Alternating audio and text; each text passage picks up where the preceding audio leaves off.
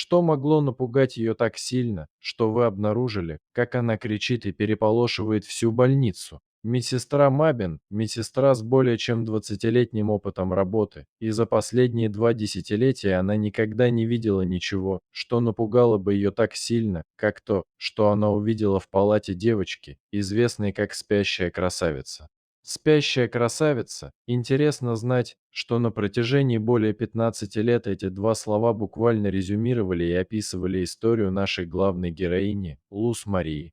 15 лет назад Марии было всего 8 лет, когда ее нашли лежащей без сознания на тротуаре одной из самых оживленных дорог города. Маленькая девочка была в коме и подключена к аппарату жизнеобеспечения. Они смогли установить, в какой школе она училась, по форме, которую она носила. Администрация школы заявила, что маленькая девочка была одной из тех, кто приходил в школу самостоятельно, и никто никогда не встречал и не знал ее родителей. Все попытки найти родителей Марии оказались безуспешными. Это также означало, что никто не оплачивал ее больничные счета. Оставят ли они девочку умирать или ее родители в конце концов вступятся за нее? Несколько недель спустя родители Марии, Серхия и Каталина, наконец-то приехали в больницу. Серхия и Каталина – пожилая пара, которая в конце концов завела ребенка после долгих лет попыток. Когда медперсонал сообщил супругам, во сколько обойдется сохранение жизни их дочери, Каталина расплакалась, потому что знала, что они не могут позволить себе оплачивать ее счета. Ничего не сказав, она просто вышла из кабинета врача. Серхио отдал приказ отключить Марию от аппарата жизнеобеспечения, но все в больнице полюбили Марию и сочувствовали ее печальным обстоятельствам. Они не хотели видеть, как она умирает, некоторые даже относились к ней как к собственной дочери, особенно сестра Мабин. Она была единственной, кто всегда разговаривал с Марией, а иногда и музицировал для нее. Любой, кто видел, как сильно Мабин заботилась о маленькой девочке, подумал бы, что она для нее больше, чем просто няня. Я бы простил вас за то, что вы подумали, что они родственники. Она была ее главной опекуншей, возможно, ее ангелом-хранителем. Весь персонал больницы называл Марию спящей красавицей из-за ее потрясающих черт лица. Мабин призвала своих коллег собраться вместе и помочь оплатить лечение девочки, все они согласились. Вот как сильно они все заботились о Марии. Доктор Эдуардо внес наибольший вклад среди всего персонала больницы, он является медицинским директором, который управляет больницей. Как и Мабин, доктор Эдуардо был очень добр к Марии. Однако Мэбин знала, что ее коллеги, возможно, не смогут так долго оплачивать медицинские счета девочки, поэтому она также создала страницу на Гофундме, чтобы помочь с оплатой счетов. Расстояние между домом родителей Марии и больницей также стало испытанием для пожилой пары. Поэтому Каталина сказала Мабину: «Нам трудно находиться здесь каждый день ради Марии. Серхио передвигается в инвалидном кресле, и я могу привозить его только время от времени. Как бы мне не хотелось быть здесь, рядом с дочерью, это серьезно сказывается на моем здоровье. Вы уже стали для нее как вторая мать. Не могли бы вы присмотреть за ней вместо меня? Я бы обязательно приезжала сюда раз или два в неделю».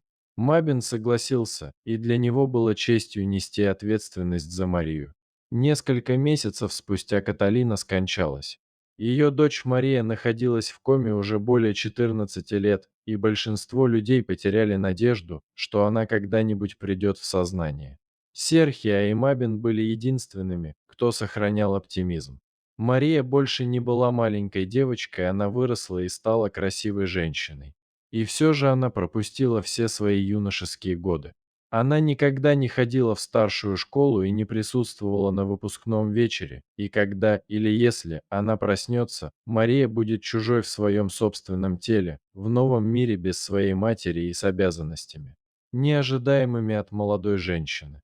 Она была бы 8-летней девочкой в теле юной взрослой, это новая реальность, с которой столкнулась спящая красавица. Однажды, по дороге на работу, Мабин попала в серьезную аварию. В результате аварии она оказалась в инвалидном кресле, и врачи сказали ей, что пройдет много месяцев, прежде чем она поправится. Поскольку Мабин не было рядом, чтобы позаботиться о Марии, ответственность легла на доктора Эдуарда. Через некоторое время одна из медсестер сказала доктору Эдуарда, что заметила, что у Марии давно не было месячных. Врач провел несколько анализов и констатировал, что у Марии были нерегулярные менструации, причин для беспокойства не было. Медсестра Мабин чувствовала себя неуютно. Находясь вдали от Марии, она даже попросила доктора Эдуарда время от времени присылать ей фотографии и видеозаписи, чтобы знать, как дела у девочки. Мабин потребовалось 6 месяцев, чтобы оправиться от полученных травм. Когда в конце концов ее признали достаточно здоровой, чтобы снова ходить, она, не теряя времени, отправилась в больницу навестить Марию. Медсестра заявила, что она была взволнована, как мать, которая не видела своего ребенка более 180 дней. Но когда Мабин увидела Марию, она заметила что-то скрытое или, возможно, странное. Почему Мария выглядела так по-другому? Да, она выросла за эти 6 месяцев, но Мэбин также заметила, что она прибавила в весе. Такой рост не только с возрастом. Почему она была укрыта несколькими одеялами? Когда 47-летняя медсестра приподняла одеяло, она была ошеломлена тем, что увидела. Мабин не могла этого понять, вместо этого она просто выбежала из палаты, выкрикивая имя доктора Эдуарда. Первая же медсестра, которую она встретила в коридоре, сказала ей, что в ближайшие 2 дня его не будет в больнице. Она несколько раз спрашивала ее, в чем проблема, но Мабин не могла вымолвить ни слова, вместо этого она потащила медсестру в палату Марии, чтобы самой убедиться. Мэбин, запинаясь, спросила, как она может быть беременна. Она беременна, не так ли? Ее живот выглядит немного больше, и она прибавила в весе, так что она, должно быть, беременна. Другие медсестры и врачи также заходили в палату, и одна из них объяснила, что они заметили, что она изменилась, но доктор Эдуарда провел несколько тестов, и результаты показали обратное. Мабин настоял, чтобы они провели новые тесты на случай, если что-то изменилось. Результаты анализов подтвердили ее опасения, Мария была беременна, только у этой Марии не было такого вмешательства, как у матери Иисуса. Кто-то, должно быть, воспользовался ею, было рекомендовано провести внутреннее расследование, но Мабин не согласился. Когда Серджио сообщили о случившемся, он пришел в ярости и вызвал полицию. 2 месяца спустя девочка Мария родилась с помощью кесарево сечения, и начались поиски ее отца. Всех сотрудников больницы мужского пола заставили пройти анализ ДНК. Так кто же отец дочери Марии? Результаты теста показали, что именно доктор Эдуарда воспользовался положением Марии. Он использовал свое служебное положение, чтобы все попытки разоблачить его провалились. Медсестры утверждали, что каким-то образом именно он всегда сдавал анализы, когда кто-то из них что-то подозревал. Если бы он был рядом, когда Мабин вернулась, он бы также саботировал ее усилия. Однако после проведения анализа ДНК никаких следов доктора Эдуарда обнаружено не было. Без ежемесячного финансового взноса доктора Эдуарда они больше не могли поддерживать Марию на жизнеобеспечении. Хотя все в Мабин согласились, что лучшим вариантом было бы отпустить ее, она не была готова отказаться от Марии, поэтому обратилась к Марии с призывом «Ави Мария». Как раз перед тем, как они отсоединили спящую красавицу от аппарата, Мэбин приложила девочку к груди Марии.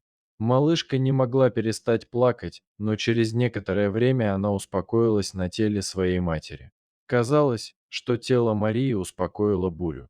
В то время как у всех остальных сердце замирало, Серджио, Мабин и большинство сотрудников больницы с нетерпением наблюдали за происходящим, надеясь, что спустя 15 лет произойдет чудо. И, если хотите знать мое мнение, они обязаны этому чуду, иначе это был бы конец жизни Марии. Однако некоторые истории заканчиваются не так, как хотелось бы. Они подождали несколько минут, но чудо не произошло. Мабин стояла в углу больницы и не могла перестать плакать.